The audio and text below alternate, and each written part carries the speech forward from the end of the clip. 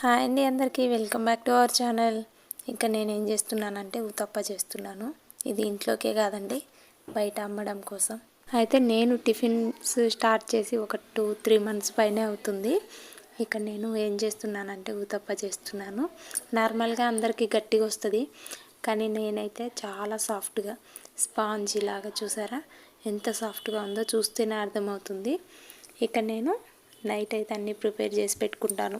Morning అంటే పిల్లలతో, మాకు 2 బాబులు, పిల్లలతో అవ్వదు కదా అని చెప్పేసి నైట్ ఆల్మోస్ట్ ఎన్ని ప్రిపేర్ చేసేటి అన్నీ నైట్ ప్రిపేర్ చేసి పెట్టుకుంటాను.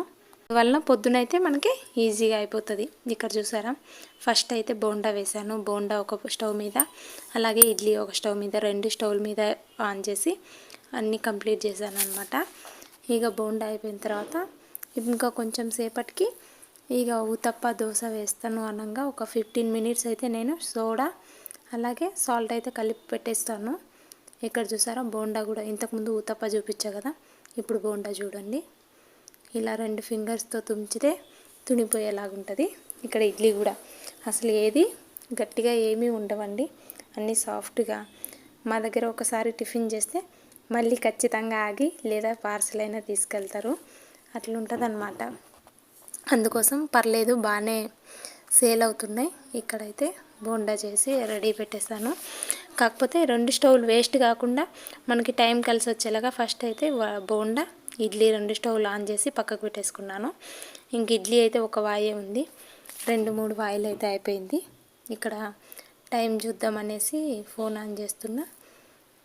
ఇక్కడ చూసారా టైం, నేను ఎర్లీ మార్నింగ్ లేస్తాను, నైట్ ఎర్లీగా పడుకుంటాను. 2 బాబులు ఉంటారు, వాళ్ళని లేపి రెడీ చేసుకోవాలి మళ్ళీ మార్నింగ్ స్కూల్ టైంకి. ఇక్కడ 4 అవుతుంది. బోండా అలాగే ఇడ్లీ అయితే చేయడం అయిపోయింది. ఇవి 2 అయిపోయిన తర్వాత పక్కకు పెట్టేసుకొని ఇప్పుడు నేను దోశ బ్యాటర్ అయితే కలిపేసుకుంటున్నా. దోశకి ఊతప్పకి ఒకే పిండి.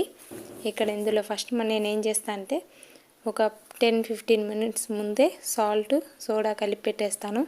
అందుకే అంత సాఫ్ట్గా, స్టార్టింగ్లో చూపించాను కదా, అంత సాఫ్ట్గా వస్తుంది. ఇక్కడ అవి బాగా సోడా అనేది లేదా సాల్ట్ మంచిగా పిండికి పడుతుంది. కనీసం ఒక 10 మినిట్స్ అయినా మనం దోశ వేసే ముందు కలిపి పక్కకు పెట్టేసుకోవాలి. ఇక్కడ 2 అవి ఇంకా మిర్చి వేపేసుకుంటున్నా. బోండా చేసిన ప్యాన్లో మిర్చి అయితే వేపేసుకుంటున్నా. అవి అయిపోయిన తర్వాత ఇప్పుడు ఒకే టైంలో ఇంతకుముందు 2 స్టవ్లు ఆన్ చేశాను కదా, మళ్ళీ ఇప్పుడు 2 స్టవ్లు ఆన్ చేస్తాను. ఎందుకంటే ఒక స్టవ్ మీదనే చేస్తున్నా అంటే చాలా లేట్ అవుతుంది. స్టార్టింగ్లో అట్లే చేసేదాన్ని, ఇప్పుడైతే కొంచెం ఒక్కొక్కటి తెలుస్తాయి కదా, ఇట్లా ఒకేసారి 2 స్టవ్లు ఆన్ చేసి ఒక స్టవ్ మీద అయితే పిండి వేసి ఒకవైపు కాలనిచ్చేస్తున్నా అనమాట. ఇక్కడ క్యారెట్ను కూడా తురిమి పెట్టేసుకుంటున్నా. ముందే తురిమి పెడితే అంత మంచిగా అనిపించట్లే టేస్ట్, అందుకే అప్పటికప్పుడే తురిమి పక్కకు పెట్టేసుకుంటున్నా క్యారెట్. ఇక్కడ చూసారా, ఒకవైపు ఒక గరిట, పెద్ద గరిట పిండి అయితే వేసేస్తున్నా. అది కొంచెం ఆయిల్, క్యారెట్ తురుము వేసిన తర్వాత దీనికి ఆవిరి పెట్టేస్తున్నా అనమాట, కుక్కర్ మూత.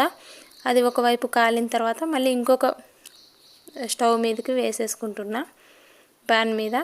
ఇక్కడ చూడండి, ఎక్కడ కూడా పచ్చితనం కానీ గట్టిగా కానీ అస్సలు ఉండదు. పిండి చూస్తేనే అర్థమవుతుంటుంది.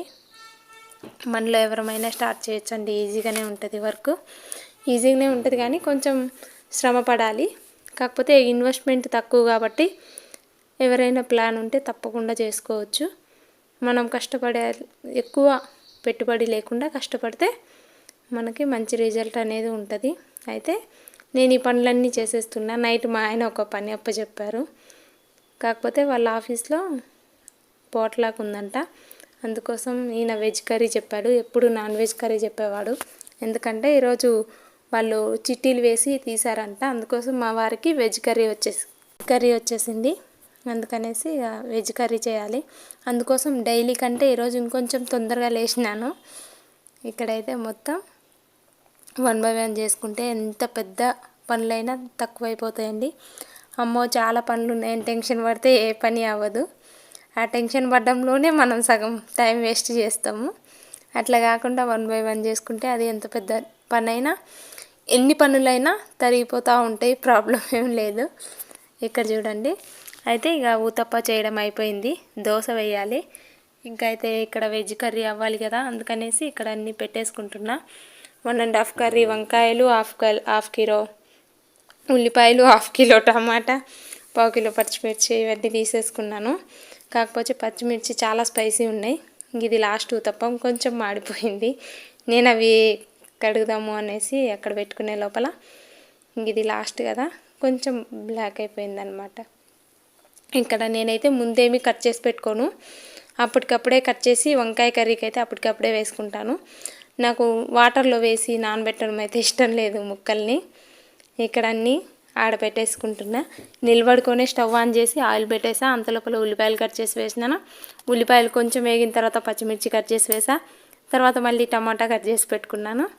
అయితే మళ్ళీ కట్ చేసి కూర్చొని కట్ చేసి పక్కకు పెట్టుకొని మళ్ళీ అవన్నీ ఒక దగ్గర వేసే కంటే 1 బై 1 ఒకటి వేగిపోయేసరికి ఒకటైతే ఇలా కట్ చేస్తాను.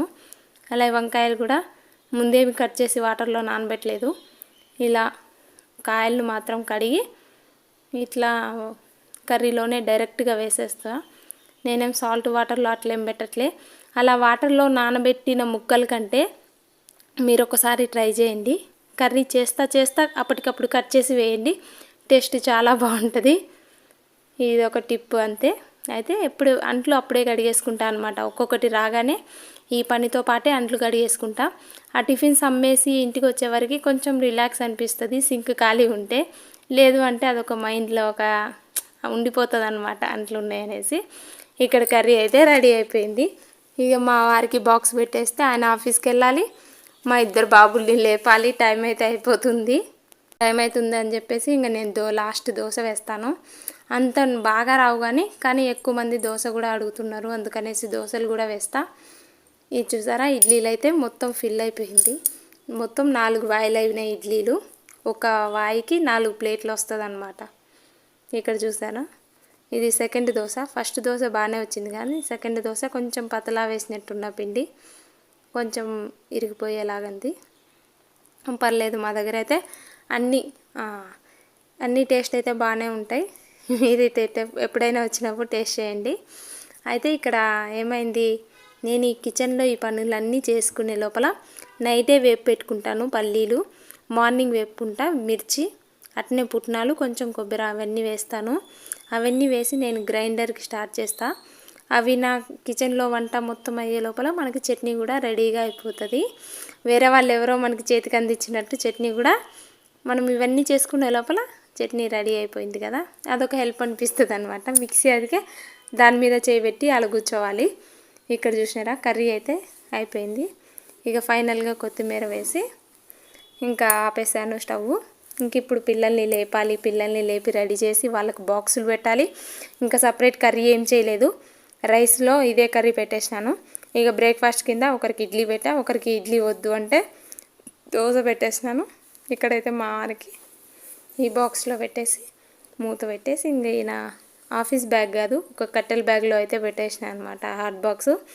ఇంత లోపల వీళ్ళు లేపి రెడీ చేసేసుకొని రెడీ అవుతున్నాం. మా బాబు చూడండి, ఇద్దరు బాబులు. అయితే ఈయనేమో ఫస్ట్ క్లాసు, ఇంకో పెద్ద ఆయన అయితే సెకండ్ క్లాసు. ఈయన పేరు అయితే మేఘన్, పెద్ద ఆయన పేరు వచ్చేసి మృదులండి. ఇద్దరు బాబులు. మా వారు ఇంకా ఆఫీస్కి వెళ్ళాలి, నేనేమో బయటకు వెళ్తే పిల్లల్ని ఇద్దరిని డ్రాప్ చేసి నేను టిఫిన్స్ అనేది స్టార్ట్ చేస్తాను అనమాట. కాకపోతే ఇంటి దగ్గర ఉండి ఖాళీగా ఉండే కంటే ఏదో ఒకటి చేయడం బెటర్ కదా అని నా ఫీలింగు. అలా అని మరీ అంత ఇబ్బంది ఏం లేదు. మా హస్బెండ్కి మంచి జాబు. ఇలా బండి మీద మొత్తం పిల్లల్ని తీసుకొచ్చాను. అలాగే ఇక్కడ పేపర్ ప్లేట్లు, ఇక్కడ వచ్చేసి రెడ్ చట్నీ, ఇక్కడ రాగానే ఒక 2-3 ప్లేట్లు పార్సల్ తీసుకెళ్లారు ఇడ్లీ, అందుకోసం ఫుల్గా లేవు. ఇక్కడ దోశ, కింద వైపు బోండా ఉన్నాయి. మనం ఇంటి దగ్గర చూసినాం కదా, అట్లా బోండా దోశ ఉన్నాయి. ఇక వేరే బాక్స్లో ఊతప్పం ఉన్నాయి. ఇక్కడ చట్నీ అంటే కొంచెం కొంచెమే కలుపుతాను, లేదంటే పుల్లగా అయిపోతుంది. గట్టి చట్నీ పెట్టువేసుకుంటా పక్కన. నేను ఈ బ్యాగ్లో తీసుకొచ్చిన బ్యాగు ఇక్కడ పక్కకి వాటర్ క్యాన్ పెట్టేసా. Thank you for watching. Bye bye.